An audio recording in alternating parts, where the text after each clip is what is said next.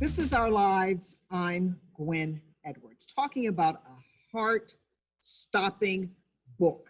My guest today has written a true story about the first heart transplant in the U.S. South. It is not what you think. Author Chip Jones joins me today, and the name of the book is The Organ Thieves. Chip, thank you so much. Thanks for having me, Gwen. All right, how did you stumble across this story?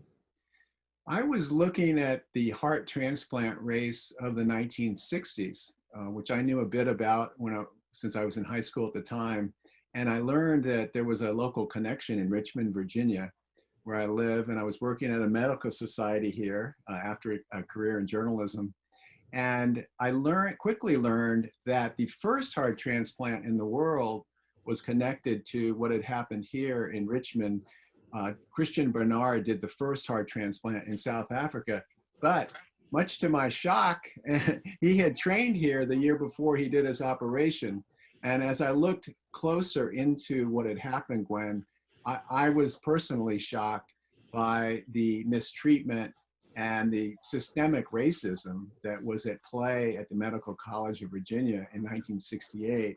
When a factory worker named Bruce Tucker was rushed to the emergency room at MCV in May of 1968, and his vital signs were okay. He was conscious. He lapsed into a coma. Well, in less than 24 hours, life support was removed from him without his family's consent, of course, without his prior consent, because it was an accident. And his heart and his kidneys were taken from his body, and the heart was put into the chest of an ailing white businessman.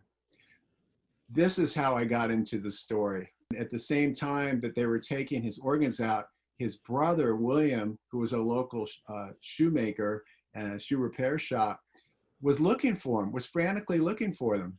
And he wasn't given a chance to find him. And that night, when he finally learned his brother was dead, they never even told him that they'd taken his heart out. The brother, William, went by the funeral home to make what he thought were just routine funeral arrangements.